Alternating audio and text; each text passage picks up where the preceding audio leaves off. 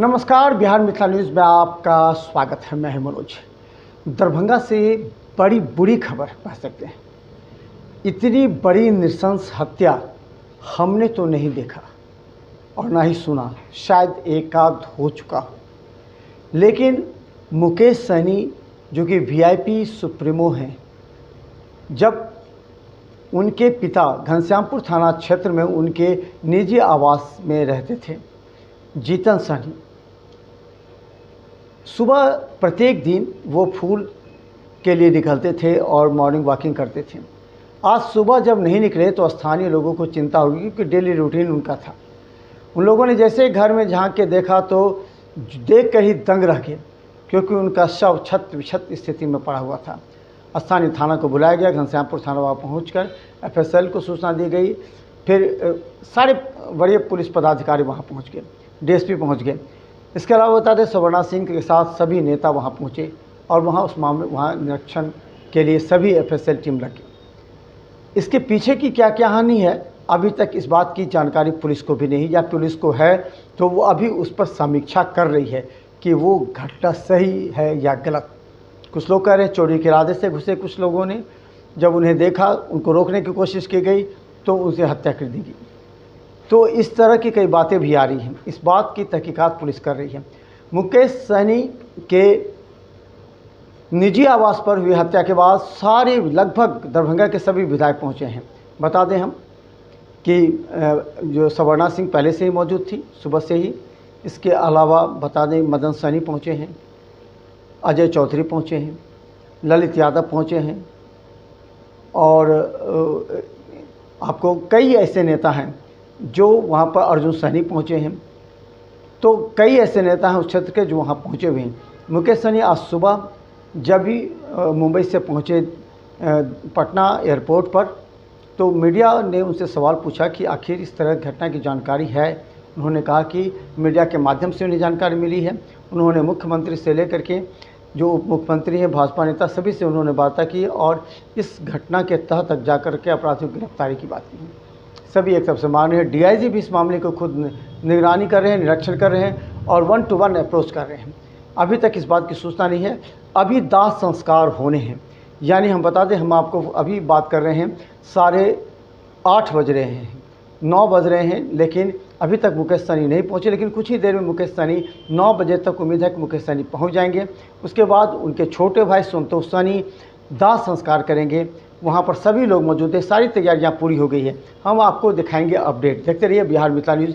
लेकिन देखिए, इतनी बड़ी घटना को, और वो भी एक बड़े नेता के पिता के साथ इस तरह की घटना हो जाए तो आम आदमी कैसे सुरक्षित है, यहाँ ये भी एक बड़ा सवाल उठता है कि अपराधियों का मनोबल कितना बढ़ गया है। देखिए पूरी रिपोर्ट।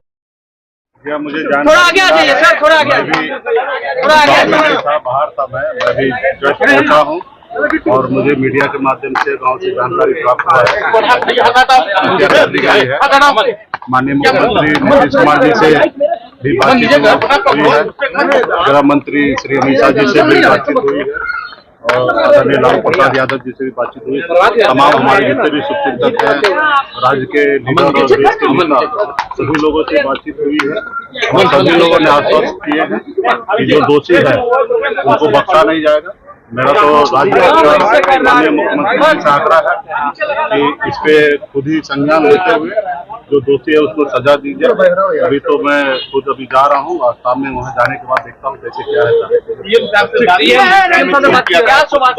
हाँ, जानकारी सीएम साहब से बातचीत हुई है और सर ने कहे कि हम सारा चीज को देख रहे हैं अपने स्तर से और